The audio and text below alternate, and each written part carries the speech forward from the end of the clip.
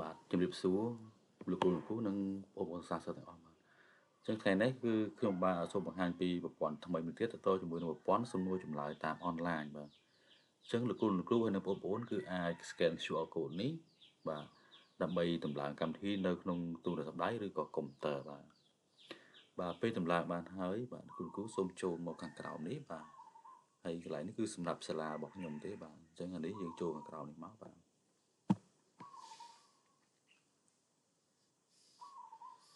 បាទតបទៀតលោកគ្រូនឹងឃើញទាំងមួយនេះអញ្ចឹងលោកគ្រូនេះបញ្ចូលបាទនេះខ្ញុំសៀដាក់សូមបញ្ចូលឈ្មោះអ្នកប្រើ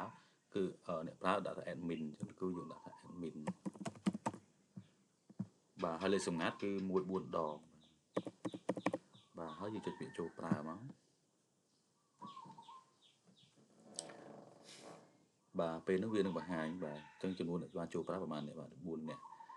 បាទចុះដើម្បីបានប្រើបាទទី1គឺគូរើស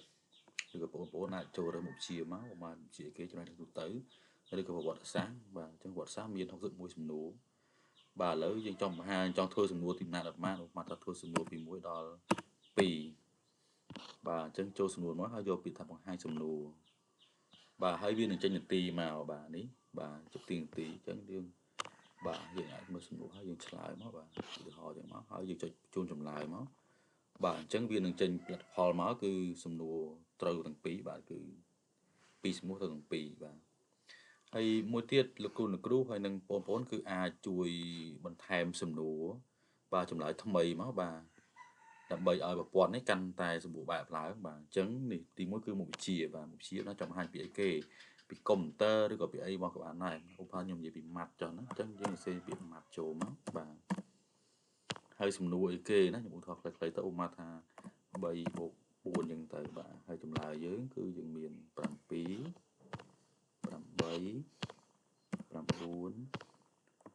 10បាទអញ្ចឹងនេះគឺកន្លែងដែលយើងដាក់ចម្លើយត្រឹមត្រូវអញ្ចឹងចម្លើយត្រឹមត្រូវគឺចម្លើយ B ខ្ញុំដាក់សេដាក់ B បាទបន្ទាប់ទៀតគឺយើងចុចពាក្យបន្ថែមសំណួរ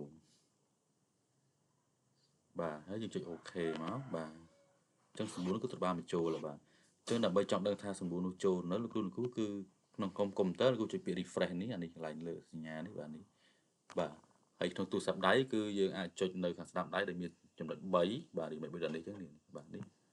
បាទមក3ដូចចេះអញ្ចឹងហើយយកពាក្យ refresh បាទហើយនេះយើងអាចចូលតំណងទៀតទៅយើងនឹងឃើញសំណួរដែលយើងដាក់មិញហើយបាទ